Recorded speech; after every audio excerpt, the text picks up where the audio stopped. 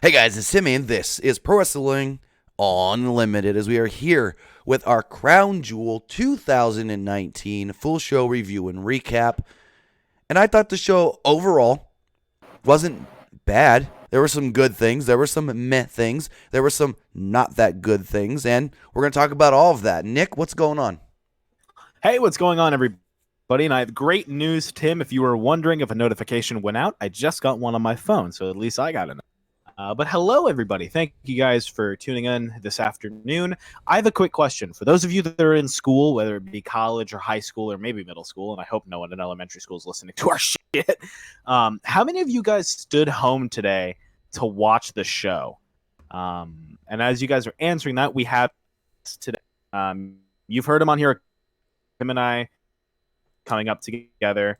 And so I have my roommate, Kai. Kai, say hello. Talking about the card today. I'm cutting in and out already, I guess, so which is fantastic. Yep. So let's give it a little bit. We'll talk about the show, and if it keeps cutting out, we will move to Skype. So, as far as the show... Real quick. Can't hear you, Nick. Everything that they did with that Harper and Nick Rowan can't stuff. hear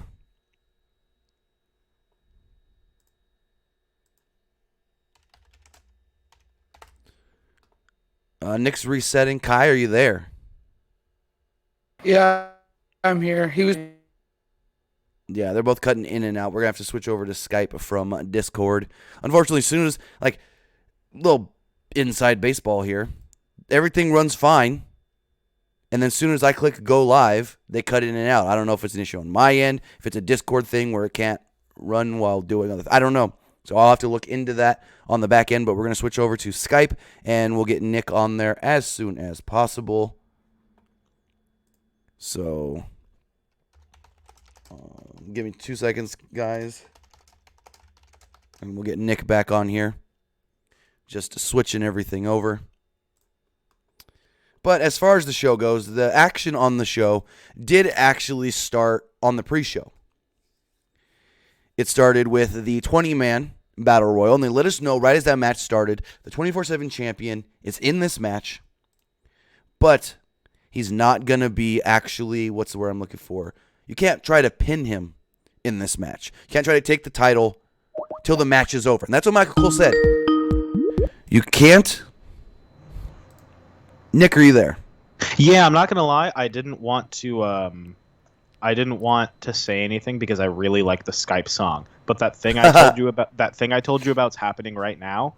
So go ahead and take it. And I'm gonna go take care of this real quick. Gotcha. Nick will be back here in just a minute while I talk about the pre-show. So we saw the pre-show match, and Michael Cole, as the match is starting, literally says the 24/7 rule is suspended till the end of this match. No one can try and pin the 24/7 champion till the match is over. Just remember that. So the first person to get eliminated, of course, is Drake Maverick. Rowan press slammed him from the ring to the floor. Heath Slater followed quickly, then Tony Nese, Brian Kendrick, Eric Young to follow. Sunil Singh, not Samir, who was the champion at the time, was eliminated, but okay. Titus O'Neil eliminated Mojo, followed by Sin Cara. A lot of quick eliminations here early. Titus dumped out Apollo Crews. And then Eric Rowan and Luke Harper started arguing. Like, they wanted to work together, but they didn't want to be the final two. They wanted to work together, but they didn't want to have to fight each other if it came down to them. So, Rowan starts yelling, I want to win this. Just let me win. And Harper goes, no, let me win. And they start yelling back and forth because I don't know what's going on with these two now. And then No Way Jose says, hey, let's just dance and have a party. And Harper killed him with a discus clothesline. Rowan then dumps him out of the ring. Kira Tozawa then taps him on the back, and it's like, hey, what's going on? Why all the fighting? I didn't really like that at all. What part? The Tozawa stuff? Yeah. Yeah, like, what was that all about? Like, you're trying to be a peacemaker between Harper and Rowan? Also, like, why Tozawa? Why not anybody else besides Akira Tozawa? Because he's a small guy they can murder. Yeah, I guess so. So a bunch of eliminations happen here. R-Truth, Apollo Crews, Sunil Singh, Buddy Murphy. And once the Singhs are out, because remember, Sunil Singh is a 24/7 champion. All of a sudden, he can be pinned when Michael Cole stated at the start of this match, 24/7 title rules suspended till the end of the match. He didn't say till the champion's eliminated, but that's what happened. R-Truth rolled him up and pinned him. R-Truth runs off with the belt. Cool, whatever. They don't even know how to keep consistency in 10 minutes. Mm-hmm. No, not at all. So Harper and Rowan and Humberto Carrillo end up being the final three, and they just murder, just kill, just destroy Humberto Carrillo here. They're giving him every big move they have, cross bodies, slams, smash him into the corner. And so Luke Harper goes, he thinks he throws Humberto Carrillo out of the ring, but Humberto catches himself on the apron. As Humberto's getting ready to slide back into the ring, Eric Rowan dumps Harper out of the ring over Humberto Carrillo, not knowing that Humberto just slid between his legs, popped himself up, and as Harper's kind of like bent over the top rope eliminating Rowan, or no, Rowan's bent over the top rope eliminating Harper, his equilibrium, not his equilibrium, but his balance is off, so it gives it perfect timing for Humberto to throw him over the top rope, win the match. I thought that was a great creative finish that I've never seen before. The guy slipping back in under the legs and then throwing him right out. Yeah, no. I like the finish a lot, and I like we all knew Humberto was going to win, but everything also, why was Luke Harper so over? That crowd loved him. I mean, most people like Luke Harper. Yeah, I guess so. I did really like the spot, and I'm sure you talked about it with Luke Harper, where No Way Jose was dancing. Oh, Luke Harper kind of starts up a dance and then just hits him with the discus clothesline. But with Humberto Carrillo winning there, it gives him a U.S. title opportunity later in the night. And they played up the fact that these two had a match on Monday. So it's actually better for AJ that Humberto won because he's going in there and he's not having to face somebody he's never faced before being unprepared. At least facing Humberto, it's somebody that he just faced a few days ago, so he kind of knows what to expect. So I thought that the announcers played that up very well as well. Mm-hmm. I don't know. And again, putting Humberto in these kinds of matches, I'm really glad he's getting a really great start and a really great push to start Raw. Yeah, I know he has the talent. A lot of people are mad that he keeps losing, but he's losing in great matches. Again, so he's just he's and good. He's also I'm pretty sure the club assisted in that loss against AJ originally. So I don't know. Right. I like it. I think it's cool. I think he's fine. So then, very weird. The end of the pre-show, you would think they're about to say, "Hey, now we're going to send it back to Michael Cole and Corey Graves. We're going to start the show, blah blah blah," and it just cuts to Paul Heyman. Oh yeah. And I'm like, "What the hell is this?" And he was telling the camera guy to get away or something. And then it just cuts out again, and then we go into the open of the show. I'm like, well, that was weird. It was. I think they probably had more, and then they didn't realize how much time they had. Maybe. And then the show itself kicks off with Brock Lesnar defending the WWE Championship against Cain Velasquez. And I'm like, oh, okay. Just like WrestleMania. They're kicking it off with Brock. Cool. Oh, yeah. And so the match starts, and they started off kind of like it's a MMA fight. Both men come at each other, the shadow boxing kind of thing where it's I'm going to throw a punch, but I'm not really throwing a punch. I'm just trying to see how you react, feeling out their opponent. Mm-hmm. And I liked Corey Graves on commentary where he goes, Cain Velasquez, he knows how to take it to Brock Lesnar, but where Brock has the advantage is that Cain is used to fighting in a cage and an octagon. Brock has the advantage of knowing how to fight inside of a ring, which I liked that they were trying to add realism to this with that. So, Cain goes for some punches. Brock tries to go for a takedown, and Cain stuffs it. Cain and Brock fight in the corner. Cain hits him with some strikes, some kicks. Lesnar then backs Cain into a corner. Cain strikes Lesnar and knocks him out of the corner. Cain then goes for some more strikes on Lesnar, and Lesnar gets knocked down. So Lesnar's on his back, blocking. And Cain's trying to throw punches, but Brock is blocking enough to where Cain can't really get on top of Brock. Brock's just holding him back just enough. Finally, Brock opens himself up. Cain goes to throw a punch. Brock grabs his opposite arm, puts him in a Kimura lock, and within like 30 seconds, taps him out. Yeah, and okay, that was the reason that's fine to me is like, all right. I wish they would have let Cain Velasquez do some stuff, Exactly. but I think maybe they're saving the Cain Velasquez doing stuff for not Brock Lesnar. So, Triple H did an interview recently. I don't know. It might have been on the Corey Graves show where he said this, because I haven't listened to the Corey Graves show, but I read about this quote that Brock said. He said, as far as Cain Velasquez goes, in WWE's eyes, Cain is a developmental project. Really? That's what he said. I think it was on the Corey Graves show. I'm not 100% sure on that. Well, that thing's all fucking kayfabe. I don't care. Well, but here's the thing. Cain signed a 3-year contract with the company. So they are going to, I don't know if him being quote-unquote developmental means he's going to show up in NXT, but I think developmental as far as they're going to take their time with, training him and getting him better in the ring, if that's what he meant by he's a developmental project. Mm-hmm. I mean, in that case, if he's developmental, he's going to have to start in NXT. So, well, not necessarily. I mean, AJ didn't start in NXT. The club didn't start in NXT. Anyways. Right, but they weren't considered developmental. True. So, match ends and Brock won't let go of the Kimura. So, what happens? A full, healthy, 2-armed Rey Mysterio comes in with a chair and hits Brock. Yeah, I don't get moments before this, Rey was at ringside and can barely use his right arm because it's in a sling. That makes me so angry. I'm going to mute myself for like 2 seconds because there's going to be a loud noise. You're good. So, Rey hits Brock with a chair.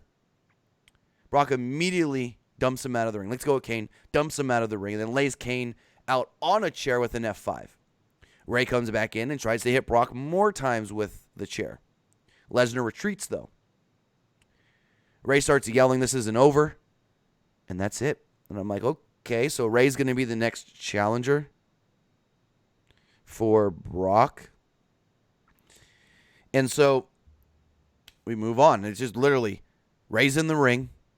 Cain, I think, had rolled out already. And it's over. We then know that the next match coming up is going to be the world's largest tag team turmoil match. And I thought this was okay. They got, they had the right teams in there to get the quick squashes. They had the right teams in there to go for the longer matches. And it starts off with the Lucha House Party, Rude and Ziggler. And these 4 guys, it was Lindsay Dorado, and Grand Metalik for the Lucha House Party, which I don't know why Kalisto's always at ringside and not working. But I digress. I think these 4 guys worked really well. Here was a great open to this big, long match. Lucha House Party got a lot of fun offense early. The heels got the heat on Lindsay Dorado until he finally got to Grand Metalik, who got a hot tag. Grand Metalik ran wild for a minute before tagging Dorado back in. Dorado tried to take out Ziggler on the outside, but he ate a super kick. Ziggler then super kicked Metalik, and Rude planted him with a glorious DDT for the first elimination of this match. I'm of the firm belief, by the way, that the glorious DDT is the best DDT in all of wrestling. The best? Ask anybody. The best. I think Bobby Roode is the best. Okay, Roode. So it's better than Ambrose's DDT? I'm sorry, what does he call it? The paradigm shift? Shut up. Well, I'm not talking about name-wise. I'm talking about, are you talking about name or talking about like the way it's done? Both. Literally Okay. everything about that move. Because look, Bobby hold Roode's on. DDT is fantastic because it fits his character perfectly. The name, the glorious DDT, yeah. that's fucking perfect. How he lifts them up perfectly to where they're like straight as a bow and then drops them. That's awesome. That was going to be my next question. Is it too similar to Edge's Impaler DDT? No, God no. No, because Edge's one, he would around? lift. Yeah, he would lift him up and he would also move. Bobby Roode's just lifting you up so you end up dropping on your skull. Yeah. So Hawkins and Ryder come in next. They cleared house at first, but Ryder was quickly taken out and pinned with a spine buster zigzag combo. which is also a badass move. Yeah. So Heavy Machinery come out next. Tucker got the better of Ziggler early, but Rude quickly cut him off and got the tag. And so Otis gets in this match. And he starts shaking and jiggling and doing his thing. And Corey Graves goes, Michael, is all that allowed in this country? Oh, my God. Is it? I'm like, oh, Lord, we're really trying to bring politics into this? I love Byron Saxton, by the way. No, it was Corey Graves that said that. Wow, never mind. Hate him. Byron was doing interviews backstage until the final two matches. I don't know why they brought him out, by the way. Well, they brought him out because he's like, I want to watch Hulk Hogan and Team Hogan. Fuck yeah. Anyways. Sure. So, back to, here we go. So they got the heat on Tucker until Ziggler missed a splash in the corner and Otis got tagged in. Otis cleared house and he gave a caterpillar to Rude. Tucker laid out Ziggler on the outside as Otis caught Rude, allowing both of them to hit a compactor for the elimination. And out next was the New Day. Whoop, whoop. So New Day comes out, Big E and Kofi Kingston. And they played it up very well here where it was like there was a spot early where Big E is trying to put the abdominal stretch on Tucker, but Tucker's just a tiny bit larger and like longer in like height than Big E. Mm-hmm. So Tucker was able to kind of like, as Big E's trying to like spin him around to lock it in, Tucker kept that momentum going and locked Big E into the abdominal stretch. I like the way that went very smoothly. Oh, yeah. So at one point, Kofi made a comeback and laid out Otis with the Trouble in Paradise. Big E tagged in, and he tried to go after Tucker, but missed a clothesline attempt. They then hit the midnight hour and just, boom, eliminated Heavy Machinery. Bada boom. Out next were the B Team. B Team, go, go, go. It hurts. And Corey Graves tried his hardest on commentary to put over that these two men are very underrated. Not only are they former Raw Tag Team Champions, but even before they were Raw Tag Team Champions, they were underrated as they are both singles champions. Curtis Axel is a former Intercontinental Champion. Bo Dallas is a former NXT Champion. And this didn't really last long. Bo Dallas tried to put Kofi in a rest hold, and Kofi took him out with a trust fall. And Big E pinned Axel with a big ending. Fun. To that. Then out came the Revival. So the Revival came out, and they isolated Kofi on their side of the ring. They played up the fact that the Revival will be defending the tag team titles tomorrow night against the New Day, which I still don't know why it's not a triple threat since Ziggler and Rude beat them last week. Yep. Kofi hit the SOS, but still couldn't tag in. Kofi then pinned Dawson with a cradle out of nowhere. Mm-hmm. Dawson and Wilder were not happy, so they beat up the New Day. Laid him out Naturally. with the Huh? Naturally. They lay him out with the Shatter Machine, and who come out next? The OC. Gallows and Anderson come out, went for the Magic Killer, but Kofi escaped. Tried to tag in Big E, but Big E was taken out, and Kofi ended up getting pinned with a Magic Killer anyways. And then out came the Viking Raiders, who everybody thought was going to pick up the win. Because the Viking Raiders haven't been beat yet on the main roster. I thought so. And so Viking Raiders are the last team in. And Anderson clips the leg of Eric as Gallows gets the heat in the ring. Mm-hmm. Both tag out, so Ivar and Gallows are now in. The two work each other over in the ring. And then finally Anderson goes for a double team move, but Gallows gets cut off. They went for a Magic Killer on Ivar, but Eric broke it up. Eric went for a suplex and on Gallows, but Anderson clipped Eric's leg. They then land a Magic Killer and just pin the tag team champions. Raw Tag Champions defeated. So one would assume the OC's getting the next tag title shot. I'd have to assume so, yeah. Which won't be until TLC. Tender love and care. Since we learned tonight, Survivor Series is still brand versus brand, but now versus brand. Because NXT will be involved in all of Survivor Series. Survivor Series matches will now be triple threat. And I feel bad for all those men and women that have to work War Games, like not just the War Games pay-per-view, but the War Games matches the night before, and then come back the next night and have to work these matches. Because, everyone's always like, oh, NXT kills it. They make the main roster show the next night look bad. So those main roster guys are going to try their hardest to make the NXT guys maybe not look that great, I would assume. You think they're going to undersell it or just not stiff undersell, them? but more the fact of they're going to try and make themselves, especially if TakeOver War Games is received as an amazing show, they're going to try their hardest to look better in those matches than the NXT guys. Oh, you didn't mean they're going to purposely try to hinder the NXT guys. You mean that they're okay? Because the way I saw that was they're going to sabotage the match. No, I meant it as far as they're going to try their hardest to look better than the NXT guys since they're the main roster guys, not the developmental guys. Right. So they're going to make these NXT guys work hard. That's fine with me. So we then get Mansoor. We get actually Anderson and Gallows celebrating with the Best in the World Tag Team Trophy, which I like better than Shane McMahon's Best in the World Trophy. I'm so upset that it wasn't actually Shane McMahon that won. I wish it was. So we then get Mansoor versus Cesaro. And I just have to say, Mansoor has great facial expressions during his matches. Oh, yeah. Take it for 1 second. Yeah, sure. Mansoor had a lot of great facial expressions in this match. I thought that for what this match was, for what we all kind of knew it was going to be for, it was a relatively fine match. Mansoor got about as much offense as believably possible. There were a couple really good spots. I love the European uppercut when he was flying through the ropes for the suicide dive. I thought that was really cool.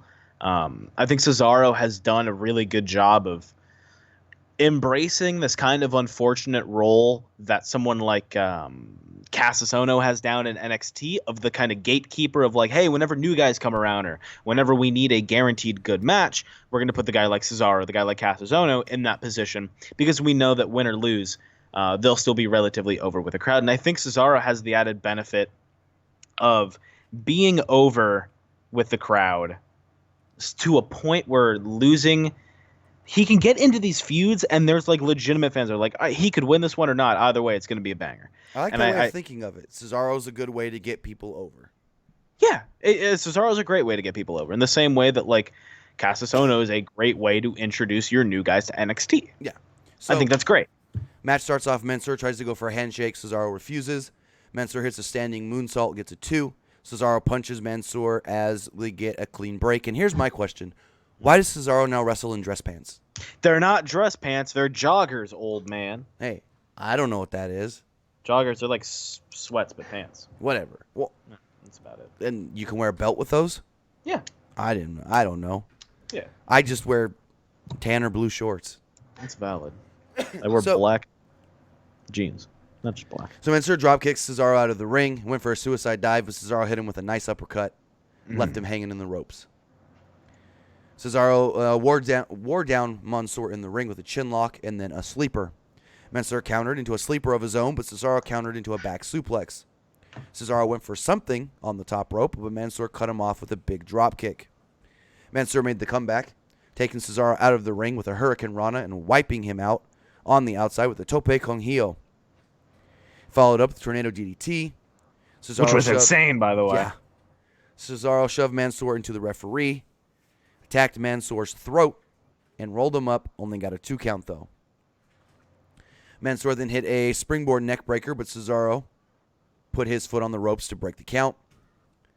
Mansoor tried to follow with something. Read the wrong line there. Mansoor countered a gut wrench suplex with a sunset flip powerbomb.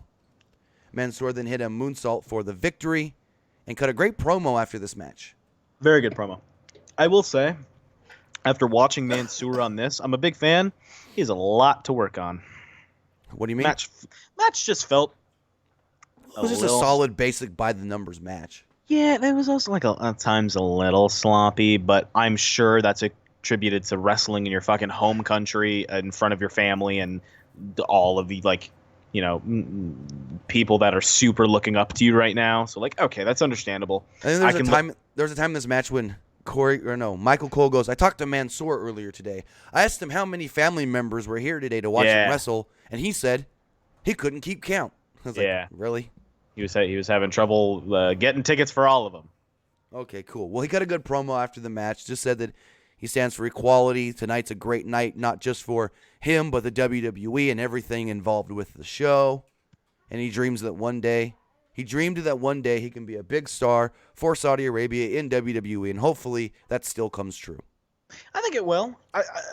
I see him with his charisma and his ability definitely being with this company for a while. I don't think this was like, all right, we have you here for this, and we're only going to keep you for this. I think they're actually going to find something to do with him, and I think that's fine. So, we then see Seth Rollins backstage being interviewed by Byron. He said that the Fiend has brought out the worst in him. Oh, it's because Charlie Caruso didn't go. I'm stupid, Tim. Yeah, Charlie was in Stamford on the pre-show. Yeah, that's super just dawned on me. So, he said there's always been mind games, but these mind games are different. It's uncomfortable and unsettling. No matter what happens tonight, he didn't pick this fight. He didn't start it, but he's going to finish it. He said he will be the Universal Champion after tonight, no matter what it takes. Just remember that. He said, no matter what it takes. And then we got Tyson Fury versus Braun Strowman. What the hell was this?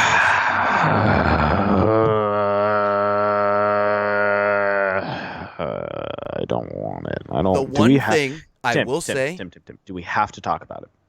I'm going to run through this quick because there wasn't much to talk about. But I'm going to say, the one thing I do have to say positively about this match is they actually figured out a clever way to get a boxing finish for Tyson Fury's victory.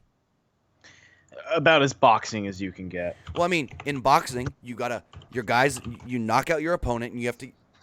If you win, if they can't reach the 10 count. Am I wrong? I mean, you're right. So what they did was Tyson Fury knocked out Brock on the apron. Braun, I mean. Braun falls to the floor and can't get back in the ring or quote unquote to his feet before the 10 count. But then they killed that whole thing after the match. Yeah, funny. WWE has a great way of killing a victory right after the match ends. And a good creative victory. Because I wouldn't have thought of, I just thought, Fury's going to beat him. I didn't think, they're actually going to give Fury a win that looks like he won because he's a boxer. Mm-hmm. Which I liked that. So a couple of the highlights in this match. Well, actually, there wasn't many. Braun looked very slow running around the ring. Yeah, he did. He was barely jogging. Yeah, they made him do it twice in a row. I wonder if that was on purpose or if he was like... No, he's getting slower and slower every month. Think he's hurt? I heard his knees are shot. Mm. So, like I said, Tyson Fury rolled out of the ring at one point after Braun took him down. Braun then runs around the ring, hits him with the shoulder tackle. Boom, he's down. Runs around the ring a second time, hits him with the shoulder tackle. Boom, he's out. So he gets back into the ring. And as Braun goes to get back in the ring, he punches Braun in the face. Braun just topples off the ring apron. Referee counts to 10. Match is over. Tyson Fury wins by countout. So Tyson Fury wins by countout. And immediately, Braun Strowman is back in the ring like nothing happened. And he just takes out Fury with the power slam. Like he was not just, quote unquote, knocked out and couldn't get to his feet and all disoriented. So are they going to do more with this Braun and Tyson Fury shit? Well, Fury can't do anything right now because now he's got to start training for his next boxing matches. I believe is either late January, early February. Correct me in the chat or the live or the comments. I believe he's fighting in January, so he really can't do anything else with WWE right now anyways. That's fair. So all of a sudden, it cuts to the back, and you see all the 24/7 geeks running around. Geeks. And Michael literally has to tell us, this is a live feed backstage. They're trying to find the 24/7 champion. And Truth pops out of a little room. And he's looking around. He's like, I think they're gone. He's looking around. Nobody That's cool. there. He looks one way. There's a Singh brother right in his face. Hey, real quick. Apparently that fight is on February 22nd. You know what else is on February 22nd? No. My birthday. Interesting. That's cool. I knew it was either late January or February. So he looks the other way. There's another Singh brother in his face. There's two of them. And he's like, oh, there's two of you. And he's like, how many family members y'all got? That's right. He's like, how many family members you all got? And he goes, a good champion always has a plan, an escape plan. See ya. And I thought he was just going to run around them. But no, this retard turns around and runs into the door. Knocks himself down and gets pinned. It's our truth. What do you expect? And then he said something afterwards where he was like, there just keeps getting more in that. He's like, there just keeps being more people in that family. How is that not super racist? Wow. How is not looking at two Indian guys who don't remotely look alike go, oh, there's more of you? Like, holy shit. And then after the fact, he goes, there just keeps being more people in that family. That's how it goes. So then we got AJ Styles versus Humberto Carrillo in the live crowd. Did not care about this match. They really didn't. They didn't at all. So Styles immediately jumped to Humberto Carrillo as the bell rang, and the announcers made it known that that's a veteran move, and Humberto Carrillo is not yet a veteran. Carrillo came back quickly with a handspring elbow. He planted AJ with he hit a cool springboard arm drag and a moonsault. And then he grabs AJ's hand, and he goes to do his fancy moves on the ropes. And I'm like, this is so dumb. He literally jumps on the ropes, on the middle rope, jumps up on the top rope. Then he thinks it's cool. He split legs and jumps back on the middle rope, jumps up back on the top rope, and then does another arm drag. And I'm like, if AJ was smart, he would have just pulled this guy down like 30 seconds ago. Yeah, but it's also for the spectacle, you know? I know. Which later we saw that he tried it again and it didn't work. AJ finally figured out, hey, this guy ain't going to get too fancy on me. Exactly. So he hits it. Humberto then hits him with a kick and a palm strike, followed up with a drop kick. Big corkscrew moonsault to the floor by Carrillo. Carrillo then went for a Hurricane Rana, but AJ went for a Styles Clash, and Humberto escaped. Styles then went for a Styles Clash again, but Humberto made it to the ropes. Carrillo tweaked his knee, you were to think at least. I don't think it was a real tweak of the knee. And Styles immediately honed in on it. Put him in the calf crusher, and he escaped out of that.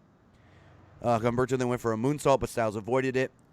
Humberto landed on his feet, and again, made it seem like the knee was hurt. This gave Styles the opportunity to get the advantage and lay out Carrillo with a phenomenal forearm to pick up the victory.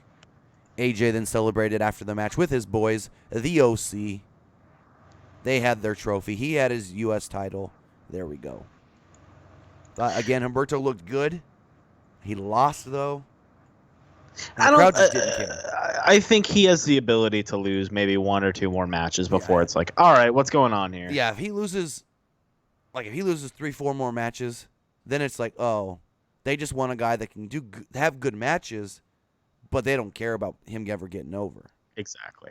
Which again, like, he could be an over guy if they let him. He could. Have you seen all the girls online saying, "Oh my God, he looks like Taylor Lautner"? He's so cute. He's handsome. He's hot. Except for I think he's got that like combed over haircut deal, and then when it gets in his face, it just looks weird. Yeah. In the middle of matches. Sinclair Saturday says, "Hey Nick, do you think that Humberto Carrillo is going to be a big star?" Yeah, I think he's going to be very, very good for the WWE. So they're always looking for their new, young, Latino babyface that they can push out there. They've tried it with Sin Cara, the original Sin Cara. They tried it with the new Sin Cara. They've tried it with Andrade when he first came in. And now he's the next project. Well, I think what's good is that although they've tried with him, what's great for Humberto is that he's coming in, and guys like Sin Cara, guys like Andrade, and guys like Mysterio are still there. Right. So it gives them, the opportunity to build up the start and really build up that, the demographic for the, the Mexican Latino demographic. And like, dude, I don't care. I mean this 100%. Give me Latino World Order. I don't know.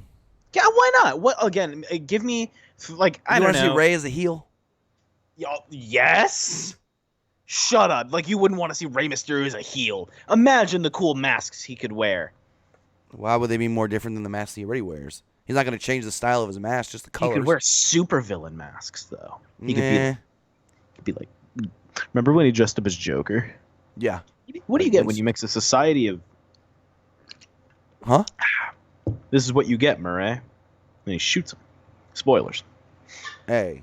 You saw that, right? Yeah, but not everybody in the chat's seen it. My rule is, if the movie's out on DVD, spoilers, go for it. If it's still in theaters, I say be 2 a little weeks. respectful. 2 weeks. No, I You say get if it's 2 still in weeks theaters. after- Once No, it's out, because- once it's out of theaters, then fuck it. Spoilers all you want. I think if someone really wanted to watch Joker and they were worried about spoilers, they'd see it within 2 weeks. Also, the thing I told you is happening. So I'm going to mute myself again. So You're this good. man can move his motorcycle in. So we move forward. We see Hulk Hogan backstage with Byron. He calls him Beautiful Byron. He says, your new name is BB. He says, this whole thing with Ric Flair's gone on for 35 years. He says he made his team train in the desert. And they drank the sand when they were thirsty. I'm like, what the you made them drink the sand? You dumb? That's not healthy. So then we got the women's match.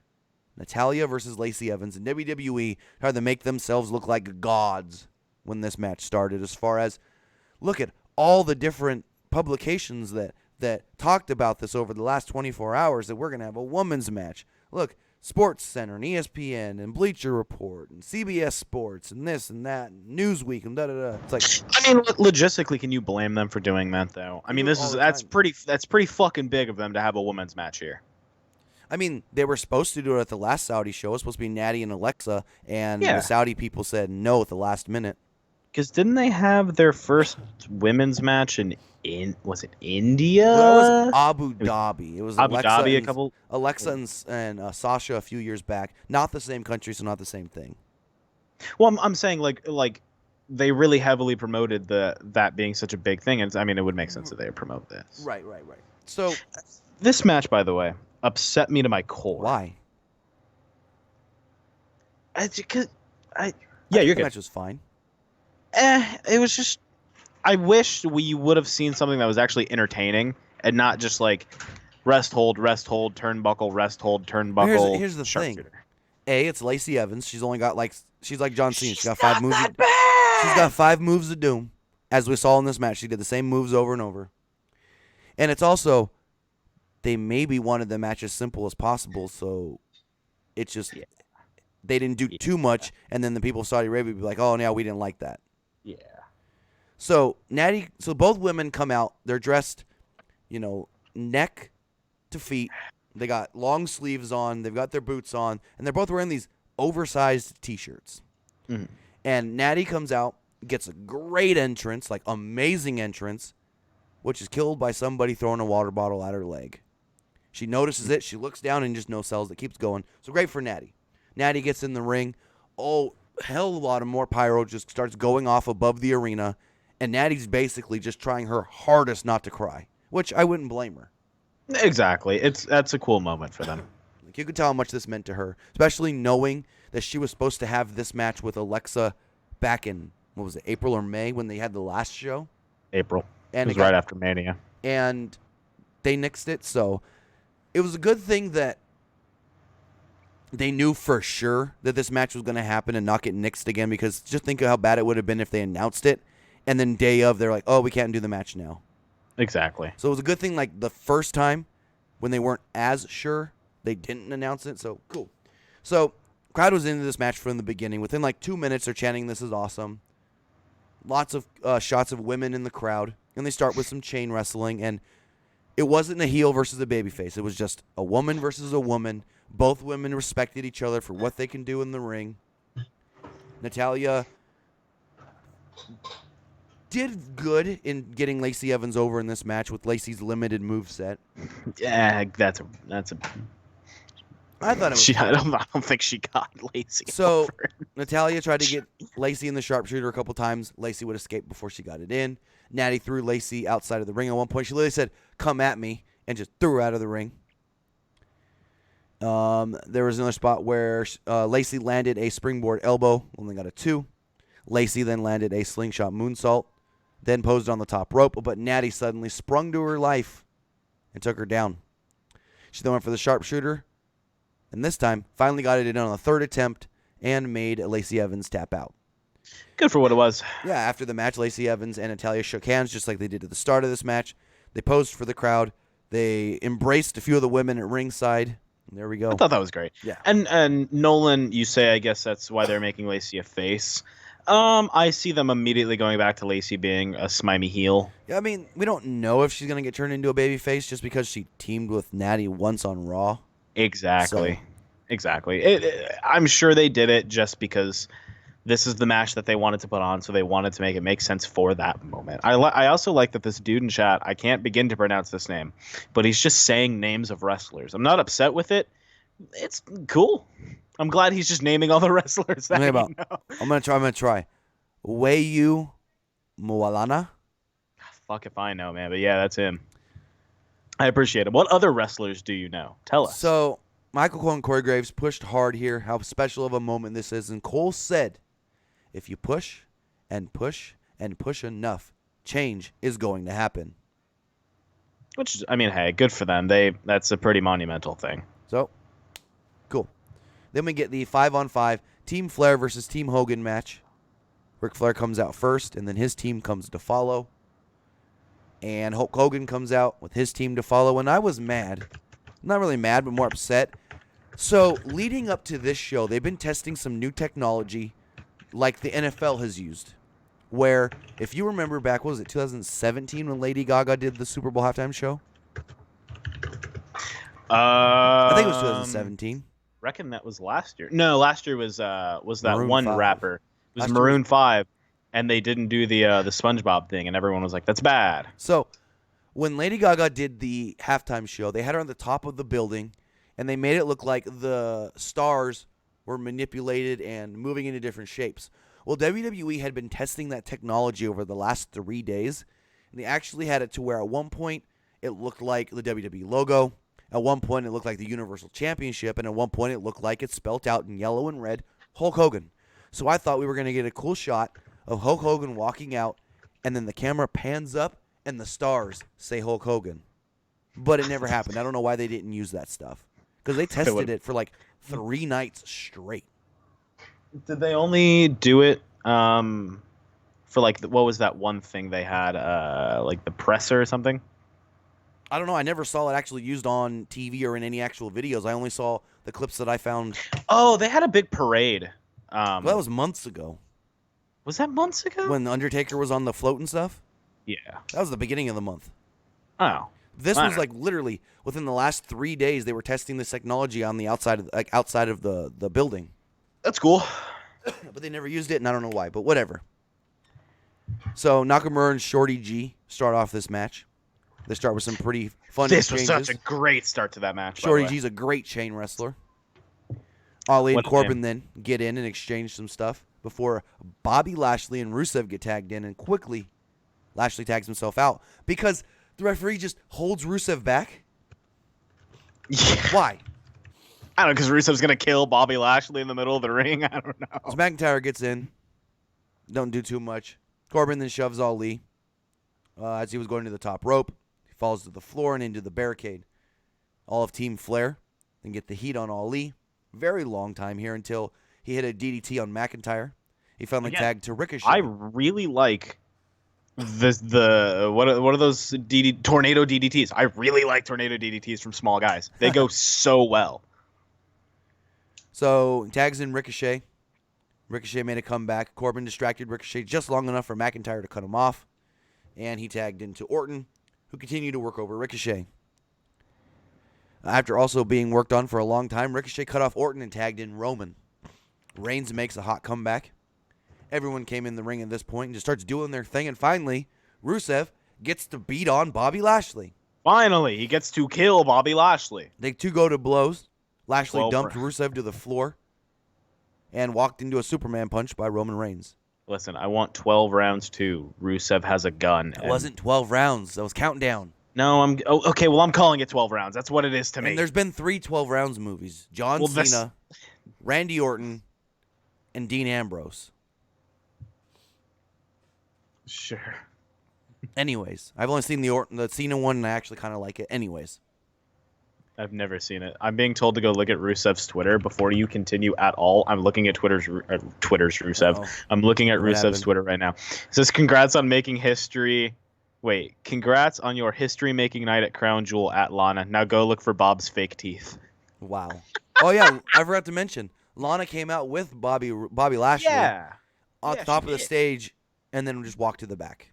Yes. Not sure why she didn't come to ringside, but whatever. Back to the match.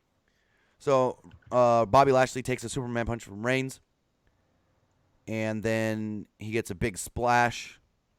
Reigns then went to finish off Orton, but got hit with an RKO. Only 2 count, though. I wish they would have did the Ricochet RKO spot. Oh, yeah.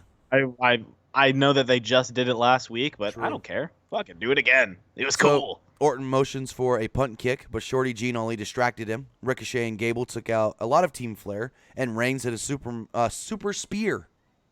Because Orton sold that spear like he was cracked in half Oh, absolutely. and got pinned. You know, okay, can I talk about something I'm very tired of with Randy Orton? Sure. And it's not even a nitpick, it's something against the company. Just let him do the fucking punt. Yeah. I hate them setting up the punt. If Seth can do the stomp, why can't he do the punt? Why did they take the punt away? They thought, I believe it's like the same reason why they initially took the curb stomp away. Oh, they don't want kids They doing thought it. kids were gonna do it, and it was too much of a dangerous air quotes It was here, too dangerous real. looking move.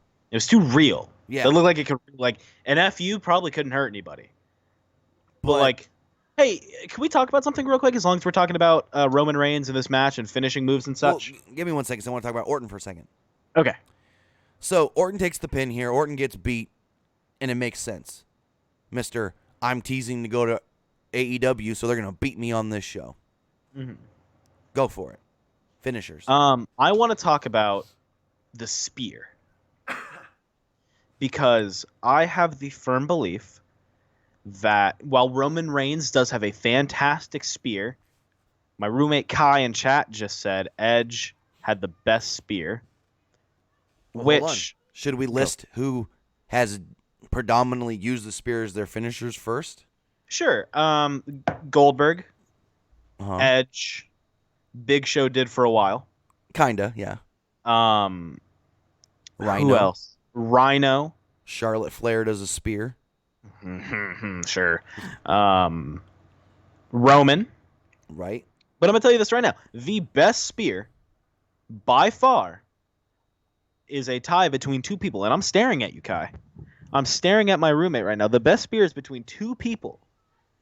And they're 1A and 1B, and it's Goldberg and it's Rhino. Because Really? because when Edge does a spear, because when Rhino does it, he literally runs through the guy. When Edge does it, he uses both arms and he hugs the dude and he follows them down. So he's giving him a nice soft tucking him into bed. I don't want that. I want to see someone get speared and get ripped in goddamn half. It's right in half? I want to see it split in half. Is Kai So trying Kai- to talk? Tell him to get closer to the Kai, damn mic. Kai, come here. Just say what you just said here. No one can hear you, and he's rushing over here.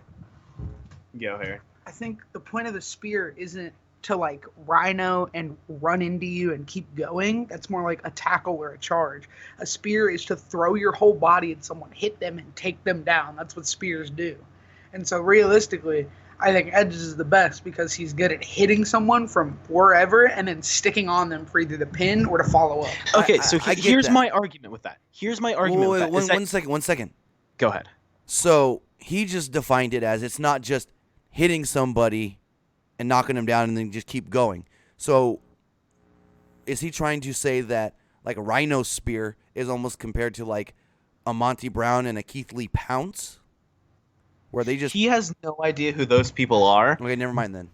But here, my argument is this. I understand the tackle to take them down and to keep them down. Goldberg tackles then, drives the shoulder in so they hit the ground, which then sets up for the jackknife suplex thing. Right. That's insane. That's bonky. Yeah, but Edge spears people off of ladders, dog. I don't care. From Hell, deep Matt Riddle height, did a spear and a jackhammer last night on NXT. coming at you with his whole body and just taking you down. We appreciate the input from Kai. You were supposed to be on the show, but Discord said go fuck yourself. Skype He doesn't have Skype? His Skype just does not like him, much like how mine didn't for the longest time. Gotcha. Yep. Again, I genuinely do think, and I know that the creators over at Microsoft who actually develop Skype are big fans of the They should have show. never updated their program. They make shitty products, and I want them to know. Discord's better, just Discord fix. Anyway, let's continue on with the pay-per-view. So, again, Team Hogan picks up the victory, and we move into the main event. So Seth Rollins comes out, gets a cool entrance with a lot of fire. And Bray comes out. And the lights never turn off. They stay red again. Which is fine, because there wasn't Really? a cage in the way to be inconvenient. Yeah, I guess. So, I think Nick liked this match more than I did. Okay. Also, my roommate Kai loved this match, so when we begin to wrap up what happens in this match, I might have him hop on and talk about what he thought about it as well. So, I just never, I didn't dislike the match. I didn't hate the match or anything. There was just never anything in this match where I was just like, oh, man, that was great. Ooh, I like that. That really hooked me. It was just kind of like, I just watched it. So, the match starts off with some back-and-forth action. Seth Already goes for a stomp, but the Fiend avoids it. Wyatt threw Rollins into the crowd, and they both wind up on top of equipment boxes. They went back to the outside of the ringside area where Rollins stomped on Wyatt, who proceeded to no-sell it and laid out Rollins on the apron. Mm-hmm. Wyatt tried to do a running charge into the barricade, but Seth dodged, sending Wyatt into the barricade himself. Which, can I mention how, and this is something that Kai told me earlier, is that the kids in the crowd were like genuinely scared, and their screams were like real. They were actually I didn't notice scared that. of the Fiend. Yeah, there was one when he goes to the barricade. There's a little girl that's like screaming like she almost got hit. Interesting. And I was like, oh, that really adds to this yeah. this whole character of like, oh, that's right, Bray Wyatt is gonna eat me alive and break my fucking body with his eyes. So Seth then took a table out from under the ring. It's actually set two tables, one on top of the other. Right, and I was really hoping he was gonna light the bottom one on fire. That would have been cool. Some Mick Foley shit there. Yeah, some like CZW type shit. So then he pulls out the sledgehammer, and they go, oh no, Seth, this is what took you over the limit last time. Don't do it again. And I'm like, really? So they set up Wyatt on a chair and was able to hit Wyatt with the sledgehammer, but Wyatt came back to life and attacked him, throwing Rollins over the Arabic announce table. Rollins then set up the Fiend on the announce table, but once again, Wyatt came back to life and pushed Rollins off the turnbuckle into other tables that were set up at ringside that he had set up previously. Mm-hmm. So Rollins crashes through the two tables. No, it was a cool spot. Oh, yeah. So Rollins finally, gets his wits about him, but then gets hit with his sister Abigail. No, I take that back. He tried to hit him with his sister Abigail, and Rollins cut him off, hits him with an enziguri, and a spot on what they called concrete. No, it was a steel gate. Michael Cole said it. Well, I thought I heard him say something about concrete, but you're right. They did eventually He said it. correct He themselves. said concrete at first. I think Corey Sorry, said concrete, and he said concrete Cole at corrected first. him. Yeah. Yeah. And I also heads up real quick. I have Kai here now, and he can actually hear you, so he can give some input on his thoughts on this match. Gotcha. Too. Yep, he's running into. Seth super kicks Wyatt, causing him to. I skipped a whole paragraph here in my notes. Using a chair, Rollins took Wyatt out, and they start fighting up the ramp. They're fighting at the top of the ramp, and Wyatt plants him with an STO. Wyatt then dragged Rollins up all the way to the top of the stage. Seth stomps on him, and Bray just jumps right up. They're like, whoa, that's what, 8 stomps now? It literally took what, like 14? 14 at Hell in a Cell. Yeah, like 14. Since I'm also really loving, they're still just naming wrestlers. So he just jumps right up, Nothing of it, and Seth hits him with a super kick, causing Wyatt to fall off the stage. Wyatt falls off the stage onto a bunch of electrical boxes and stuff, and it explodes and catches on fire. Wait, what sound did it make again? It sounds like the intro to Down Under. Hey, is that as bad as Jim Ross and Wubba Lubba Dub? Oh my God, Jim Ross saying "Wubba Lubba Dub Dub" made me want to hang Wubba Lubba hang myself. Kenny Omega is channeling the power of Sans Undertale. So this stuff explodes, and Michael Cole goes, "Well, Catches on fire. we got to find out what happened here because this match can't be stopped for anything." I mean, they hit him with fire extinguishers. And my first thought was, "Are you kidding me? They're gonna stop this match anyways." I was so hoping they didn't. I was really hoping they would have stopped this match. Actually, They're like, something this in match me was can't like, stop "Oh, for no anything, way." even death." But then That's the Seth reason. looks around, and Bray just pops up like a jack in a box. No. You're missing a very Whoa, crucial whoa. part. When he got knocked, okay, you take it then. Well, what happened was Seth moves one of these boxes, and it sparks, and he Right. gets a spark in the eye. So he's That's saying, right. I can't see, and sits down on the open spot. on the open spot. And it's a great shot of Yeah, Bray you're right. I Wyatt missed that. just standing over him like a disappointed Well, father. it was just funny because the way I saw it, which I was kind of like trying to get everything ready for the stream at the same time, he kind of like, to me, popped up like a jack in a box out of all these boxes. I thought it was perfect. I thought it was I fantastic. thought it was cool the way it Hoping- happened. I knew that he was going to get up or the Fiend wasn't done as soon as he sat near the open entrance of the box. Right. But I was really hoping Bray just grabbed him from behind, like a backwards mandible claw, and just pulled him in there with him. That would have been insane. So Also, there was no forklifts in that arena for Rollins to win. so all he hits he him needed. with the Sister Abigail and just 1, 2, 3 pins him, and the lights go out. Hit him with the mandible claw into the Yeah, he didn't sister. just hit him with mandible the claw into the Sister Sister Abigail. on concrete. Yeah, that was actual concrete there. Yeah, that was insane. Okay, for what that was, that match was not as brutal as their Hell in a Cell encounter, but I think I can act No like one that. got lit on fire in Hell in a Cell. And realistically, you say it was brutal because Seth threw him under the ladder and did all that, but then the man got back up, like right after, like it didn't matter. But what I wanted to say was, with the Hell in a Cell match, I can almost act like that match never existed, just Uh-huh. because of this match. So they play Bray's music. The lights eventually go out. His music plays again. The lights come back on. Strobe lights, all kinds of cool little strobe, and he's just standing at the top of the ramp holding up the belt.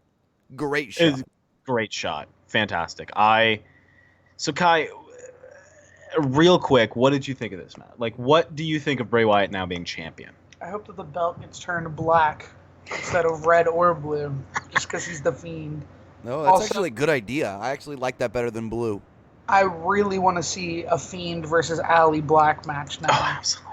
I want to Well, I want them to keep you running. can't. Because it's Hall of Fiend. Hold I on. want this like dark theme of like spooky supernatural shit that they're doing with the Fiend and Ali Black, like But- kind of like the Undertaker. Bring that back. Do more stuff with that. Here's the thing. You can't do Aleister Black and The Fiend unless The Fiend moves back over to Raw. I And assume he would though. and here's something that I just thought I about. don't know. Who really wanted Brock Lesnar? Fox. Fox? Who does Fox have? SmackDown. Uh-huh. So it makes sense for Brock to stay and for the Fiend to go to Raw. Remember this one thing. Go ahead. I'll remember. Raw is still owed something in that trade for Alexa Bliss and Nikki Cross.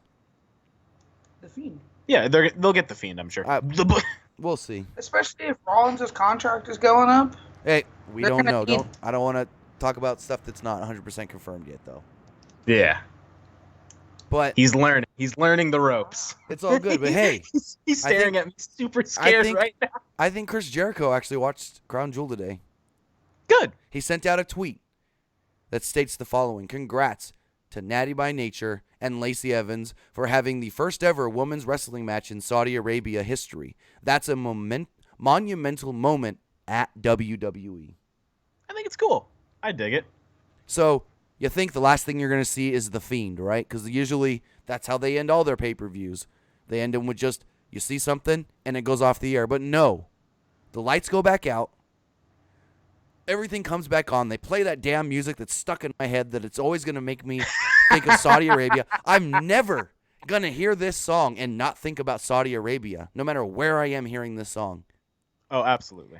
And then Michael Cole they literally have to recap the whole show. Like, when do we ever get a damn pay-per-view recap? Oh, here's my question. What's worse? Is the Crown Jewel theme song worse or Green Light by Pitbull worse? I don't know, because this is more fresh in my mind right now. I get what you're saying, though. I still have Green Light stuck in my head. They and played haunts that. my nightmares They played and that wet all the dreams time. to this day. I'm all Mr. ready to Worldwide? go. Yeah, fuck that. Oh, goodness gracious. So That was Crown Jewel. that was Crown Jewel. Thank you, guys. Oh, 442 of my closest friends joining us today.